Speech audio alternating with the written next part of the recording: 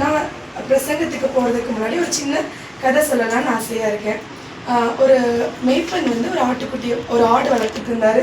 அது திடீர்னு ஒரு 4 குட்டி என்ன பண்ணுது, ஓடுது. ஆட்டுக்குட்டி போட்டோடனே ஆட்டுக்குட்டி என்ன பண்ணும், சும்மாவே படுத்துருக்கும், அப்படி தானே? என்ன பண்ணும், துள்ளி துள்ளி குதிக்கும், அப்படி தானே? பார்த்துருக்கீங்களா? ஆட்டுக்குட்டி எல்லாம் துள்ளி துள்ளி என்ன பண்ணும், குதிக்கும். அதே மாதிரி ஆட்டுக்குட்டி நல்லா துள்ளி துள்ளி குதிச்சு விளையாடிக்கிட்டு இருக்குது. ஒவ்வொரு ஸ்டேஜ் போகும்போது மேய்ப்பனுக்கு ஆட்டுக்குட்டியை வீட்டுக்குள்ளேயே வச்சிருக்க வேண்டாம், வெளியே கொண்டு போய் என்ன பண்ணலாம், மேய்ச்சலுக்கு விடுவோம் அப்படின்னு சொல்லி வளர்க்குறாரு. அப்போ அது என்ன பண்றாரு, ஒரு விதமா அழைக்கிறாரு, இங்க வா அப்படின்னு சொன்னோடனே அது என்ன பண்ணணும், வரணும் அப்படின்ற மாதிரி அதை என்ன பண்றாருன்னா ப்ராக்டிஸ் கொடுக்குறாரு. அதே மாதிரி அந்த ஆட்டுக்குட்டி என்ன பண்ணுச்சுன்னா மேய்ப்பன் சொல்றதுக்கு என்ன பண்ணுச்சு, வந்துச்சு. ஆடும் வந்துச்சு, ஆட்டுக்குட்டியும் வந்துச்சு. இதே மாதிரி நாட்கள் கடந்தோடி கொண்டு இருந்துச்சு. ஒரு ஸ்டேஜ் வந்தோடனே அந்த ஆட்டுக்குட்டிக்கு மனசுல தோணுச்சு, அவர் சொல்ற இடத்துல இருக்கிற புல்ல நான் தின்னணுமா, அந்த இடத்துல பசுமையா இருக்கே, அங்க போய் சாப்பிடலாம் அப்படின்ற ஒரு எண்ணம் என்ன பண்ணுச்சுன்னா ஆட்டுக்குட்டிக்கு வந்துச்சு. அதே மாதிரி என்ன பண்ணுச்சுன்னா போச்சு. மேய்ப்பன் கூப்பிட்டு என்ன பண்ணலன்னா வரவே இல்லை. இதே மாதிரி செஞ்சுக்கிட்டே இருந்துச்சு. ஆனா மேய்ப்பனுக்கு தெரியும் எந்த இடத்துல குழி இருக்கு, எந்த இடத்துல தண்ணி நிறைய கிடைக்கும், எந்த இடத்துல பசுமையான புல் கிடைக்கும் அப்படின்னு தெரியும். ஆனா குட்டி ஆடுக்கு தெரியுமா, வளர்ந்துட்டு இருக்க ஆடுக்கு தெரியுமா, தெரியாது. பார்க்க பசுமையா இருந்தது, என்ன பண்ணுச்சுன்னா அங்கங்க ஓடிச்சு. திடீர்னு பார்த்தா ஒரு குழிக்குள்ள என்ன பண்ணிருச்சு, விழுந்துருச்சு. ஒரு ஆட்டுக்குட்டி மட்டும். மேய்ப்பன் கூப்பிட்டுட்டே இருக்காரு, அதுக்கு என்ன பண்ண முடியல, வெளியே வர முடியல.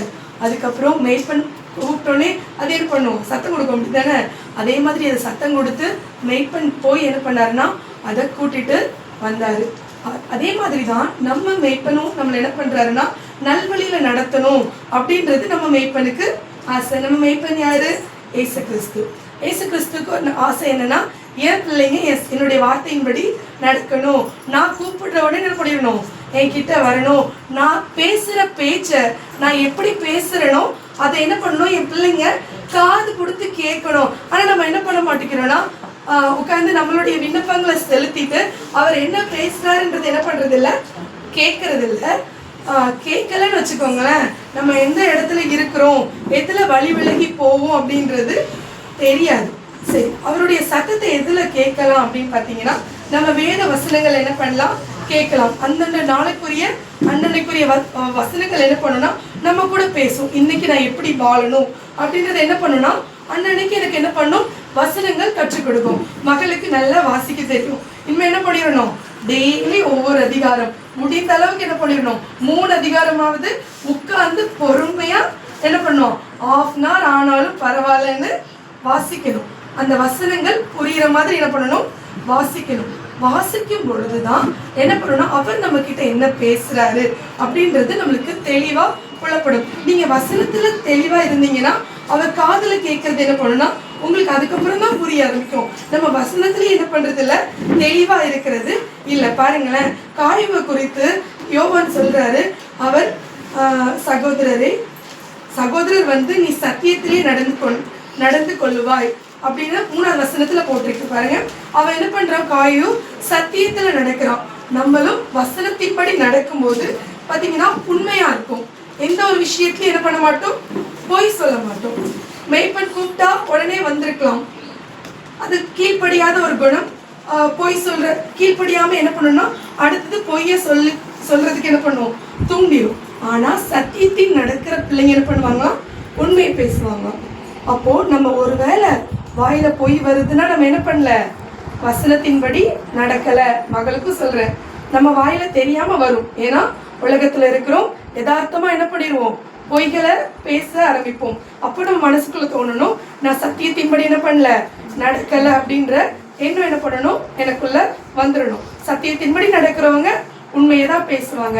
அப்பா சத்தத்தை நான் கேட்கணும், என் மேய்ப்பன் சத்தத்தை நான் கேட்கணும்னா நான் உண்மையை பேசணும், சத்தியத்தின்படி நடக்கணும் அப்படின்ற உணர்வு என்ன பண்ணணும், எனக்குள்ள இருக்கணும். இன்னொன்று பாருங்க, சத்தியத்தின்படி நடந்ததுனால அவர் வந்து அன்புள்ளவரா இருந்தார்.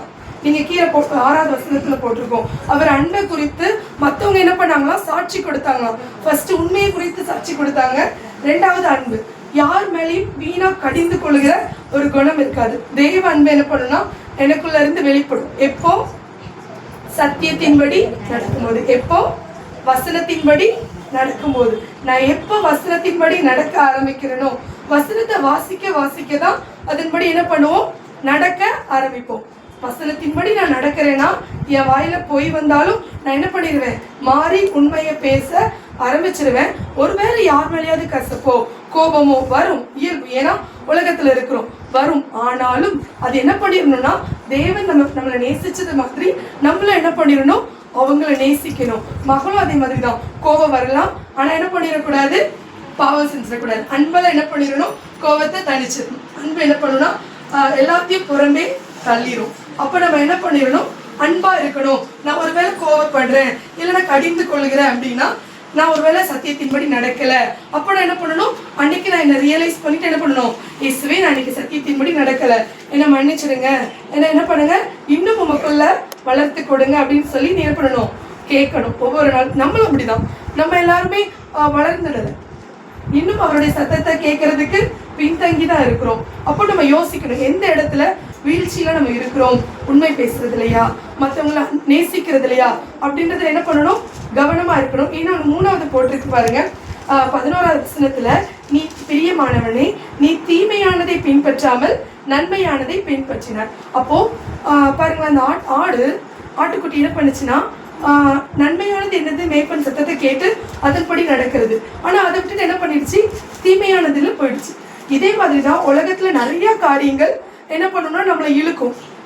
டிவி பார்க்கறது இழுக்கும், ஃபோன் நோண்டுறது இழுக்கும், உட்கார்ந்து பல மணி நேரம் கதை பேசுறது என்ன பண்ணும், நம்மளை என்ன பண்ணும், இழுக்கும். தீமையான வழியில என்ன பண்ணிடும்னா இழுத்துரும். ஆனா அதை விட்டுட்டு அவர் பாதத்துல நன்மை, நம்ம கடவுள் என்னை குறித்து என்ன வைத்திருக்கிறார், நான் கரெக்டான நேரத்தை கரெக்டான விதத்துல என்ன பண்ணணும், செலவழிக்கணும். தவறான இடத்துல என்ன பண்ணக்கூடாது. ஒன்றும் இல்லை, உட்கார்ந்து செல்போன் பார்த்துக்கிட்டே இருக்கிறாங்கன்னு வச்சுக்கோங்களேன், ஒரு 2 மணி நேரம் 3 மணி நேரம் பார்த்தாங்கன்னா அவங்க அன்னைக்கு செய்ய வேண்டிய வேலையில கண்டிப்பா என்ன பண்ணுவாங்கன்னா ஃபுல்லா முடிச்சிருக்க மாட்டாங்க. ஏன்னா செல்போன் பார்க்கறது என்ன பண்ணுன்னா அந்தந்த நாள் அவங்க செய்ய வேண்டிய கடமைகள் என்ன பண்ணிடும்னா செய்ய விடாம தடுத்துரும். அப்போ அது ஒரு விதமான தீமை. அப்போ இந்த மாதிரி தீமைக்குள்ள நான் போயிடக்கூடாது அப்படின்னா, நான் சத்தியத்தின்படி நடந்தா நான் என்ன பண்ணுவேன், நன்மையானதை என்ன பண்ணுவேன், செய்வேன். நான் 3 விஷயம் சொல்லி கொடுத்துருக்கிறேன்.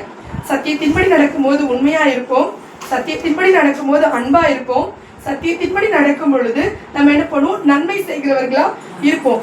கெட்ட விஷயத்தை என்ன பண்ண மாட்டோம், தலையிட மாட்டோம். மற்றவங்களுக்கும் நற்கிரியை நன்மையானதை என்ன பண்ணுவோம், செய்வோம். அவங்களுக்கு இது தேவையா, நன்மையா செஞ்சு கொடுப்போம். இது அவங்க ஹெல்ப் கேட்குறாங்களா, என்ன பண்ணுவோம், அவங்களுக்கு செஞ்சு கொடுக்குற ஒரு நல்ல குணம் என்ன பண்ணும், நமக்குள்ள வரும். ஆனா இதுக்கு முக்கியத்துக்கு மூல காரணம் என்னன்னா சத்தியத்தின்படி நடக்கிறது. இதே மாதிரி வேதத்துல ஒரு மகள் இருந்தா, நீங்க உங்க எல்லாருக்கும் தெரியும் நினைக்கிறேன், அப்போஸ்தலர்ல வருவா ரோதை அப்படின்னு சொல்லி, நீங்க கேள்விப்பட்டிருக்கிறீங்களான்னு எனக்கு தெரியல. ரோதைன்னு ஒரு பெண் இருக்கிறா அப்படின்னு போட்டிருக்கு வேதத்துல. இதே இது நீங்க இங்கிலீஷ் பைபிள்ல பாத்தீங்கன்னா கேர்ள்னு போட்டிருக்கோம். இப்ப பாருங்களேன், பெண்ணுன்னு என்ன பண்ணுவோம், உமன் சொல்லுவோம். கேர்ள்னு என்னது, சின்ன பெண்ணை தான் என்ன பண்ணுவோம், கேர்ள் அப்படின்னு சொல்லுவோம். அப்போ இங்கிலீஷ் வேதாகமத்துல கேர்ள்னு போட்டிருக்குன்னா அவ பெண் என்ன பண்ணல, ஒரு பெரிய பொண்ணு கிடையாது, சின்ன ஒரு பெண். அவ என்ன பண்ணானா ஜெபத்துல தரித்திருந்தா. ஜெபத்துல தரித்திருக்கிறது யார் சொல்லியிருக்கிறா, இயேசு கிறிஸ்துக்கு அப்புறமேட்டா என்ன பண்ணுவோம், இடைவிடாம ஜெபத்துல தரித்திருங்க அப்படின்னு சொல்லி ஆண்டவர் நமக்கு சொல்லி கொடுத்திருக்கிறார். அதை என்ன பண்ணா ரோதை என்ன பண்ணானா கடைபிடிச்சா. அப்போஸ்தலர் 12வது அதிகாரத்துல அது இருக்கும். அவங்க என்ன பண்ணாங்க, சபையா என்ன பண்ணாங்க, ஜெபிச்சிட்டு இருந்தாங்க. அந்த இடத்துல என்ன பண்ணா ரோதை ஜெபிச்சிட்டு இருக்கலாம். அப்போ அந்த இடத்துல பேதுரு வந்து தட்டுறாரு. அதை வந்து கேட்டுட்டு சும்மா இருக்கல, உண்மை என்ன பண்றா, அங்க போய் மக்களுக்கு என்ன பண்றா சொல்றா. அவ அந்த மாதிரி நடக்கும் போது எல்லாரும் என்ன பண்றாங்கன்னா திட்டுறாங்க. இப்போ அதே மாதிரி சத்தியத்தின்படி நடக்கும் போது எல்லாருக்கும் என்ன பண்ணாது, பிடிக்காது. எல்லாரும் என்ன பண்ண மாட்டாங்க, செஞ்சு வர மாட்டாங்க. ஆனா நான் சத்தியத்தின்படி நடக்கிறேன்னா, யோவான் 3 யோவான்ல ஃபர்ஸ்ட் வசனம் போட்டிருக்கு, நம்ம என்ன பண்ணுவோம், 2வது வசனம், நம்ம என்ன பண்ணுவோம், சுகமா இருப்போம். சத்தியத்தின்படி நடந்தா எப்படி இருப்போம், சுகமா இருப்போம். என்ன உலகம் பார்க்கிறவங்க என்ன பண்ணுவாங்க, என்ன இவன் ஒரு மாதிரி வாழ்றான்னு சொல்லுவாங்க.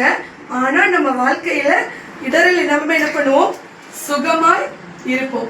இந்த நாள்லயும் மகளுக்கு, அது மட்டும் இல்லாம இங்க இருக்கிற எல்லாருக்கும் நாங்க சொல்றது இதுதான், வேதத்தின்படி நடக்கிறதுக்கு என்ன பண்ணுங்க, வாழ்க்கைய பழக்குவீங்க. பழக்க வைக்கும் போது நம்ம என்ன பண்ண மாட்டோம்னா உலகத்தின் காரியங்கள்லயோ இல்லைன்னா நம்ம எந்த ஒரு பிரச்சனையிலையும் என்ன பண்ண மாட்டோம், சிக்கிக்க மாட்டோம். வாலிபத்தின் காரியங்கள்லயோ இல்ல உலக பிரகாரமான எந்த ஒரு பிரச்சனையிலையும் நம்ம என்ன பண்ண மாட்டோம், சிக்கிக்க மாட்டோம். ஏன்னா நம்ம ஒவ்வொரு வாழ்க்கையில ஒவ்வொரு நாளும் எப்படி கடந்து வரணும் அப்படின்றத வேதம் என்ன பண்ணும்னா நமக்கு தெளிவா கற்றுக் கொடுக்கும். இன்னைக்கு நான் எப்படி வாழணும் அப்படின்றத எனக்கு அந்தந்த நாளுக்குரிய ஆகாரத்தை என்ன பண்ணும், அது அழகா கொடுக்கும். நான் அதன்படி நடந்துட்டாலே போதும், நான் என்ன பண்ண மாட்டேன், எந்த ஒரு காரியத்திலையும் சிக்கிக்க மாட்டேன். அது என்ன பண்ணுனா என் வாழ்க்கை பிரியமானவளே நீ எல்லாவற்றிலும் வாழ்ந்து சுகமா இருக்கும்படி. அப்போ நான் நல்லா வாழ்ந்து சுகமா இருக்கணும்னா நான் என்ன பண்ணணும், சத்தியத்தின்படி நடக்கணும். மகளுக்கும் அதுதான் சொல்றேன், நல்ல வாழ்க்கை, நல்ல எல்லாத்துலயும் முதன்மையா வரணும், எல்லா விஷயத்தையும் அச்சீவ் பண்ணணும்னா சத்தியத்தின்படி நடந்தா எல்லாத்தையும் என்ன பண்ணுவாரு, ஏசப்பா அவனுக்கு கை கூடி வர பண்ணுவார். ஏசுதானே இந்த வார்த்தையை ஆசீர்வதிப்பாராக. தலை தாழ்த்தி ஜெபிப்போம். அன்புள்ள ஏசப்பா, இந்த நேரத்துக்காக ஜெபிக்கிறோம். இப்பொழுதும் அப்பா மகளுக்கு ஏற்ற வசனத்தை நீங்க கொடுத்துருக்கீங்க, எங்களுக்கும் அப்பா கற்றுக் கொடுத்துருக்கீங்க. நாங்க ஏசப்பா உங்க சத்தத்தை கேட்காம இருந்துட்டோம்னா ஒரு விஷயம் எங்களை மன்னிச்சிடுங்க. இந்த நாள்ல இருந்து ஏசப்பா உங்க வார்த்தையை நாங்க கேட்டு வாழக்கூடிய கிருபைகள் எங்க வாழ்க்கையில உண்டாகட்டும் இயேசுவின் நாமத்துல. அப்பா இன்னும் அதிகமாப்பா மகளுக்காக ஜெபிக்கிறோம். என் தகப்பன் இந்த நாட்கள்ல கொடுத்த வளர்ச்சிக்காக உம்மை துதிக்கிறோம் துதிக்கிறோம் துதிக்கிறோம். அப்பா உம்முடைய நாமத்தை மகிமைப்படுத்துகிறோம்ப்பா. அப்பா என் மகள் ஏசப்பா வாழ்கிற காலங்கள்ல அப்பா நீங்க மகள் கூட இருந்து நடத்துங்கப்பா. அதை மகள் புரிந்து கொள்ளட்டும். அப்பா நீங்க அவ கூட இருக்கிறத அவ ஒவ்வொரு நாளும் உணரணும் சுவாமி. அதற்கேற்ற விதமாய் மகளை நீங்க பக்குவப்படுத்துங்க, வளர்த்து கொடுங்க சுவாமி. ஹல்லேலூயா. தகப்பனே உங்களுடைய கரம் எப்பொழுதும் மகள் மேல அமரட்டும் ஏசப்பா. மகள் மேல அமர்ந்திருந்து அப்பா ஒவ்வொரு நாளும் உங்க வார்த்தை அப்பா கேட்டு நடக்கிற அனுபவம் மகள் வாழ்க்கையில உண்டாகட்டும். அப்பா நாங்க எல்லாரும் சேர்ந்து மகளை வாழ்த்துகிறோம், ஆசீர்வதிக்கிறோம். உம்முடைய நாமத்துல ஜெபிக்கிறோம் ஏசப்பா. நீங்களே மகிமைப்படுங்க. இயேசுவின் மூலம் ஜெபிக்கிறோம் நல்ல பிதாவே.